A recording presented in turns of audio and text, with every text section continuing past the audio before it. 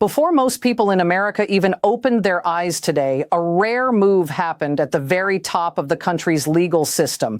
Reports suggest the U.S. Supreme Court issued an emergency decision 6-3 without warning, without a full public hearing, and without the kind of televised courtroom moment most people expect for something this serious. The order came out quietly during the night, and analysts believe the effects could start hitting millions of people in a matter of weeks. This was not a normal court update. It was not just a small correction to a lower court case. What happened, according to legal observers, was more like a shift in who holds power: judges, presidents, and everyday Americans. While the country slept, the rules around how constitutional rights get protected were changed. And across state capitals, federal agencies, and courtrooms, the legal ground moved in just hours. But here's what makes this moment so risky. Most people didn't notice it right away. There were no loud emergency speeches, no dramatic national address, no huge breaking news banner on every screen, just a short legal order written in dense technical language, yet carrying consequences so large that it could shake a system that has guarded constitutional rights for decades. And that quiet is exactly why many experts are alarmed, because some of the biggest changes in American history don't arrive with sirens. They arrive through paperwork, through procedure. Then one day they hit real life: your vote, your ability to stay in the country, your protection from government pressure, your right to equal treatment. The case connected to this emergency ruling looks narrow at first. It was previously known as Trump versus CASA, Inc., and it involves an executive action tied to birthright citizenship, already a heated political issue. But focusing only on birthright citizenship may miss the bigger story. Sources indicate the Supreme Court did not use this emergency move mainly to decide immigration policy. Instead, analysts believe the case became the vehicle for something the court has been fighting about internally for decades: how much power a single federal judge should have over the entire country.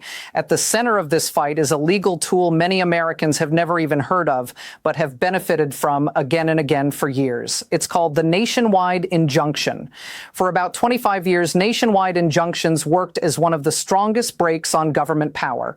When a law or executive action was seriously challenged as unconstitutional, one federal judge could block that policy from being enforced anywhere in the United States while the case moved forward. One judge, one courtroom, one signature, and the entire federal government had to stop. That power reshaped modern government. Immigration actions were frozen nationwide. Environmental rules were stopped coast to coast.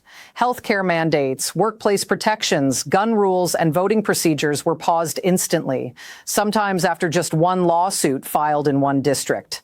Under that system, geography stopped mattering. A judge in California could freeze something happening in Texas. A judge in Texas could block enforcement in New York. The order followed the federal government everywhere. But in this emergency ruling, reports suggest the Supreme Court did not simply narrow that practice. It ended it. The court's majority did not spend time fully weighing whether the executive order at the center of the dispute was right or wrong. Instead, the justices focused on something else: whether federal judges should be able to issue universal relief at all. And the court said no.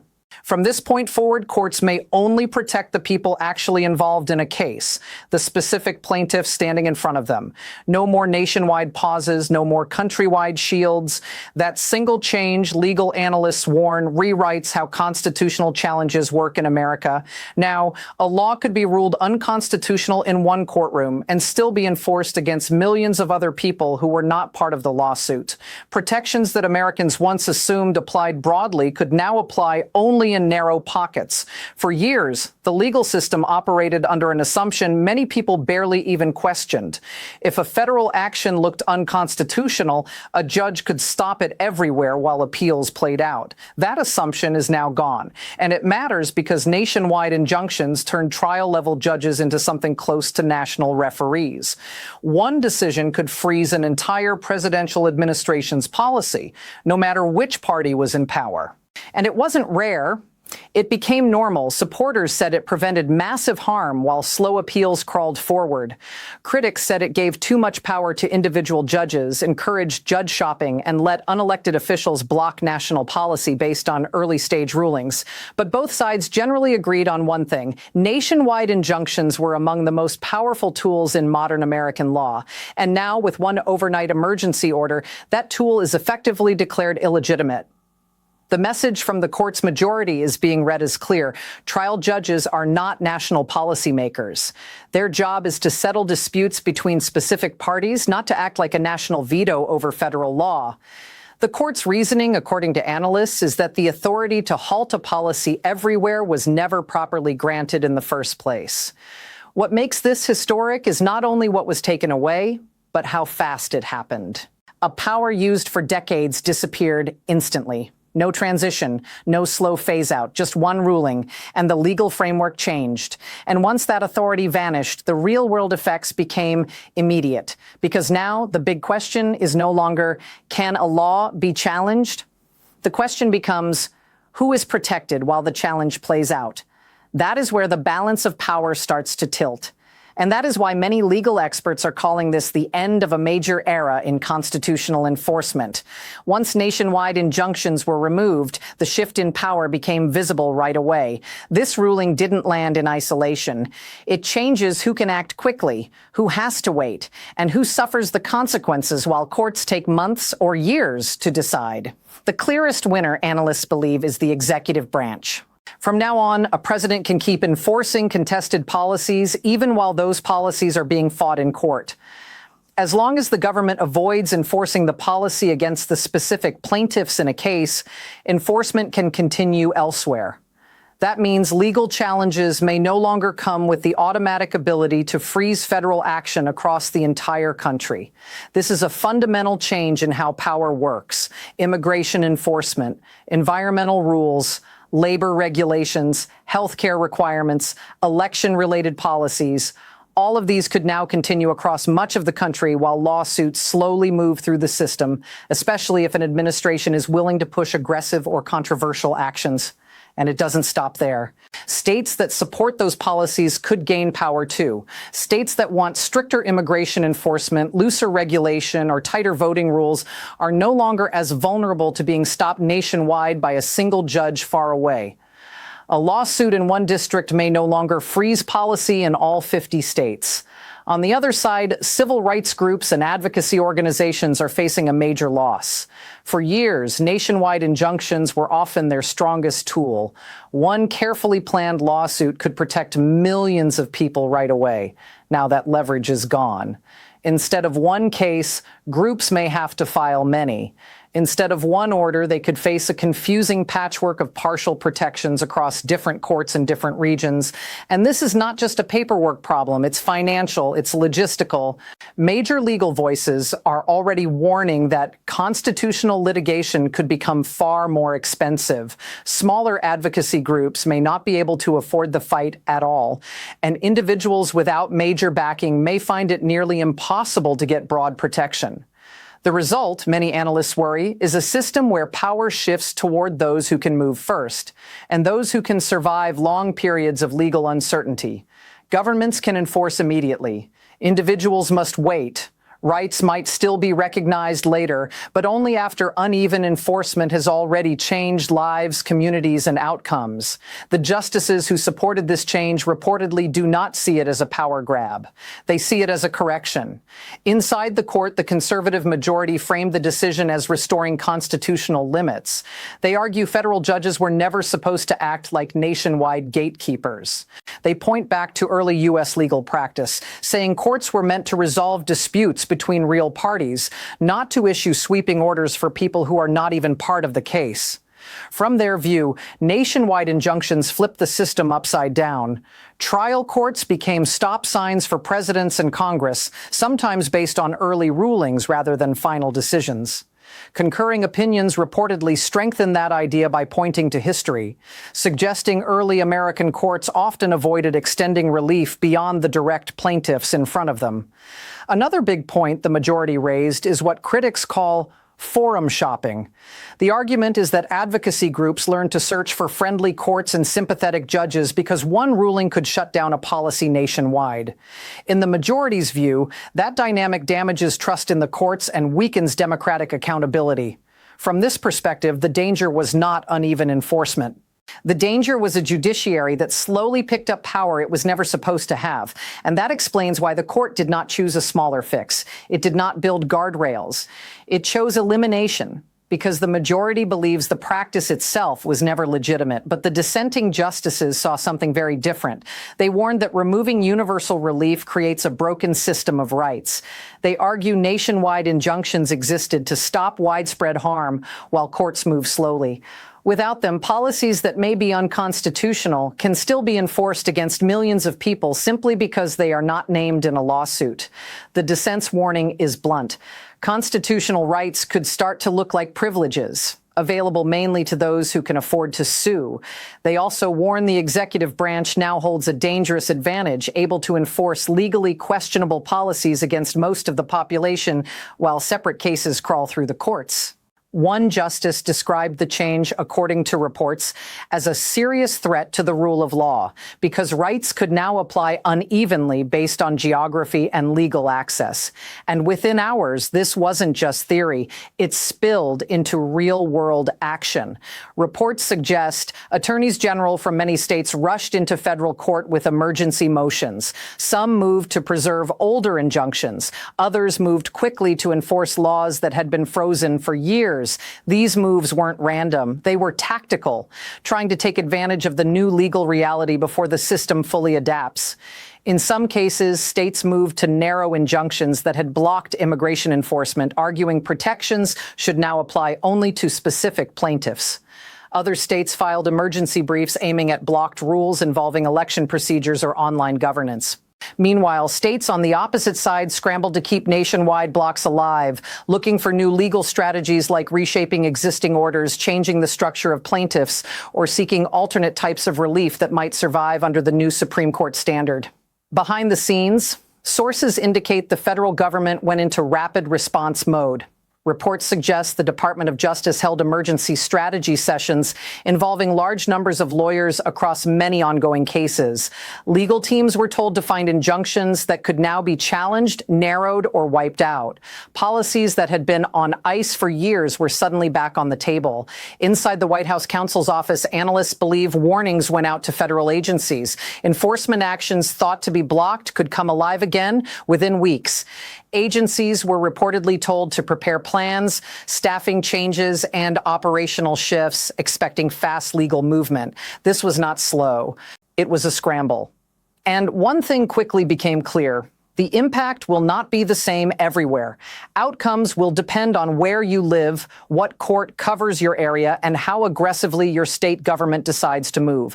And that leads to the most destabilizing result of all, a future where your rights don't travel smoothly across state lines, but start and stop depending on your zip code. Once the initial legal chaos begins to settle, the deeper consequences become harder to ignore. The United States may now be moving toward a system where federal law looks uniform on paper, but is enforced unevenly in real life. Under the old approach, if a policy was credibly challenged as unconstitutional, enforcement could be paused nationwide.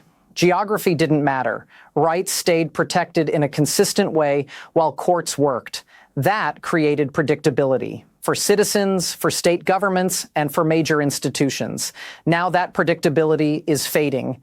In its place, we may see a fractured legal landscape, the same federal law blocked in one district, partly enforced in another, and fully enforced almost everywhere else. Two people under the same law could face totally different outcomes simply because of where they live or where a lawsuit was filed. This fragmentation could be most obvious in immigration enforcement. Injunctions that once limited certain federal practices nationwide may now protect only named plaintiffs in certain places. That means immigration enforcement could vary sharply from state to state and even from county to county. But immigration is not the only area. Gun rules may be frozen frozen for some while applied to others. Healthcare protections may shift depending on which circuit court covers your region. Environmental rules could be active in one area and paused in another. Voting procedures may change not only because of state law, but because of court boundaries. What emerges is a patchwork. It's one constitution, one federal code, but many different enforcement realities. Legal scholars warn this becomes something like a rights lottery where protection depends less on the strength of the claim and more on timing, location, and access to lawyers. Federal authority becomes less predictable, more contested, and harder to manage. Election officials are already expressing concern. With the country heading into another election cycle filled with disputes over voting rules, administrators warn of a chaotic situation where rules shift based on court lines rather than clear national standards. That can increase confusion, lawsuits, and fights over legitimacy. For ordinary Americans, this becomes personal fast.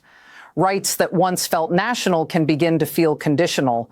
Protection is no longer assumed. It must be demanded, and often demanded again and again in different courts. This is where a structural legal change becomes real life.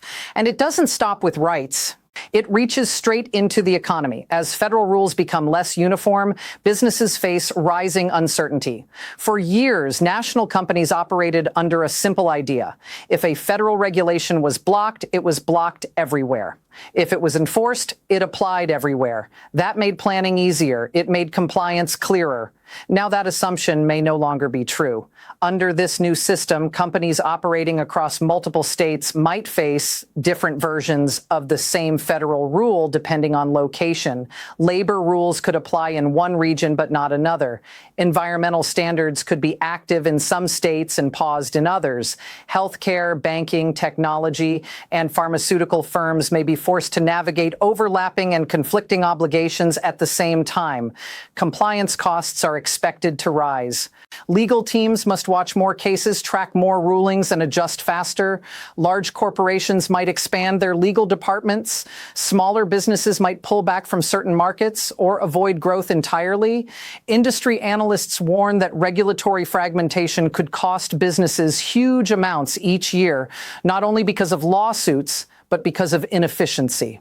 Companies may have to run separate compliance systems in different regions, doing the same work multiple times and slowing down innovation.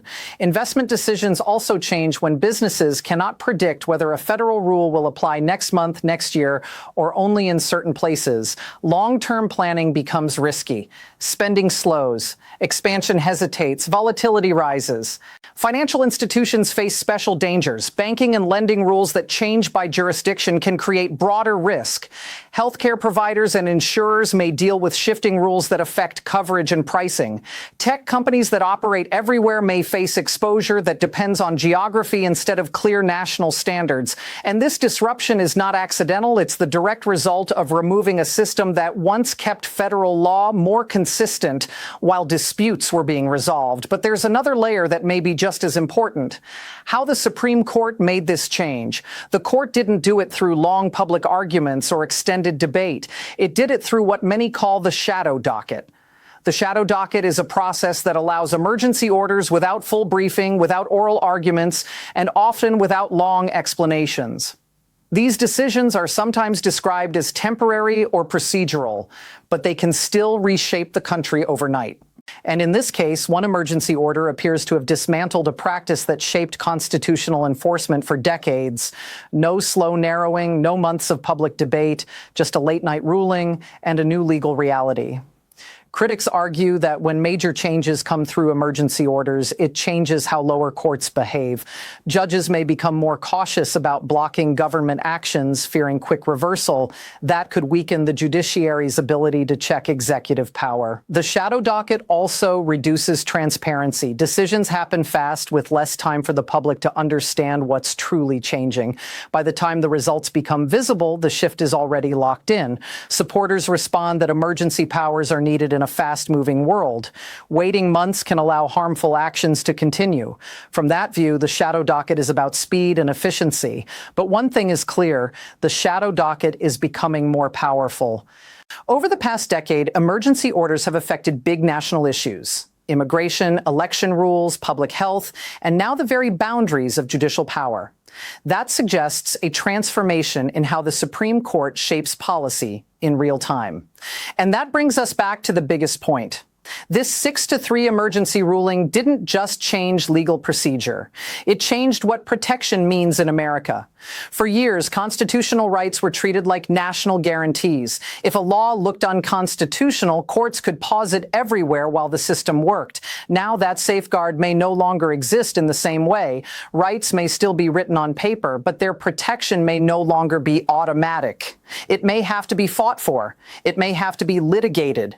And in many cases, it may have to be re-litigated again and again until the country ends up with uneven outcomes depending on location and resources. Supporters say this restores proper constitutional limits and ends judicial overreach.